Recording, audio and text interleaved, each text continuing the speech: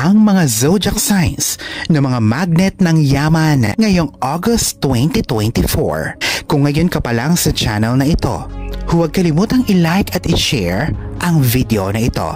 Mag-subscribe ka na din.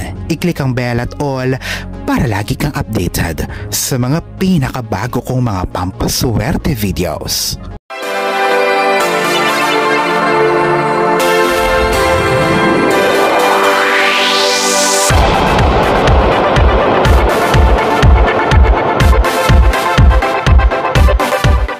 Aquarius, ikaw ay aakit ng kasaganahan sa iyong buhay ngayong Agosto. Aquarius, ito ba na extra financial security o panibagong material wealth? Ito ang siyang madalas na nasa isip mo ngayon na siyang maaaring magkatotoo na. Patuloy na mag-focus sa kung ano ang gusto mong lumitaw sa buhay mo ngayong buwan ng Agosto. Virgo, maaari mong tawagan ang kayamanan sa iyong buhay ngayong buwan na ito sa pamamagitan ng vision boards, journaling o meditative practice. Kung nais mong magkaroon ng isang bagay, ito ay naimamanifesto mo nang hindi mo alam. Ang mga gusto mo ay kadalasang nasa likod ng iyong isipan. Ihanda na ang sarili sa isang yaman na paparating at magpapakita na sa iyo. Scorpio, ikaw ay highly intuitive at in tune sa iyong subconscious. Maaaring may conscious manifestations ka na patuloy na tumatakbo sa iyong isipan. Maaaring napapansin mo na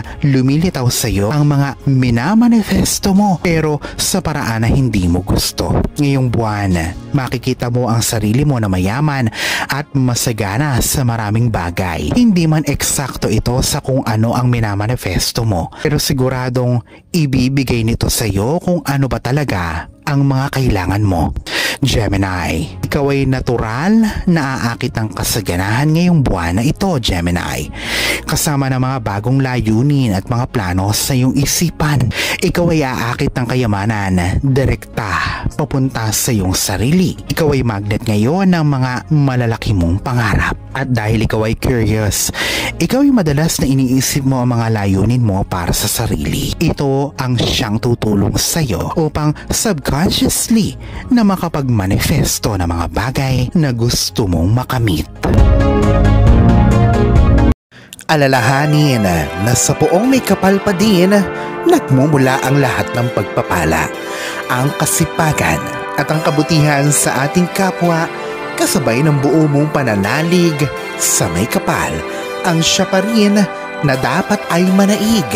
Ang mga ito ay mga gabay lamang. This is Fiddle Rosario. Thank you for watching.